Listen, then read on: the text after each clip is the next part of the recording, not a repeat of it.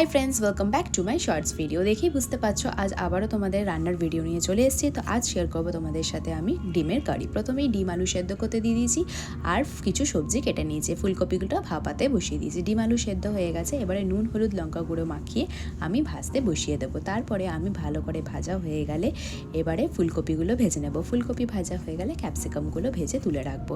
তো তোমরা কে কীভাবে ডিমের কারি করো আমাকে অবশ্যই কমেন্টসে জানিও। এরপরে একটা পাত্রে আমি সাদা তেল গরম করতে দিয়ে তার মধ্যে আমি তেজপাতা আর গোটা গরম মশলা ফোড়ন দিয়ে দেবো। এটার একটা দারুণ স্মেল আসে, কার কার ভালো লাগে অবশ্যই কমেন্টে জানাবে। এরপরে সাদা জিরে ফোড়ন দিয়ে দেবো।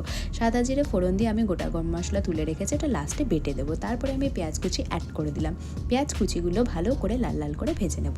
এরপরে একটু আমি নুন আর একটু হলুদ গুঁড়ো দিয়ে দেবো। ভালো করে পেঁয়াজটা ভাজা হয়ে গেলে এরপরে আমি অ্যাড করে দেবো রসুন বাটা।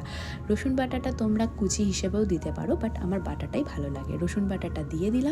এবারে ভালোভাবে যতক্ষণ না কাঁচা গন্ধটা বেরিয়ে যাচ্ছে ততক্ষণ ধরে কষবো। ভালো করে কষা হয়ে গেছে, এরপরে আমি একে একে আদা বাটা আর কাঁচা লঙ্কা বাটা দিয়ে দেবো। আদা বাটা আর কাঁচা লঙ্কা বাটাটা দিয়ে ভালো করে আবারও কষবো।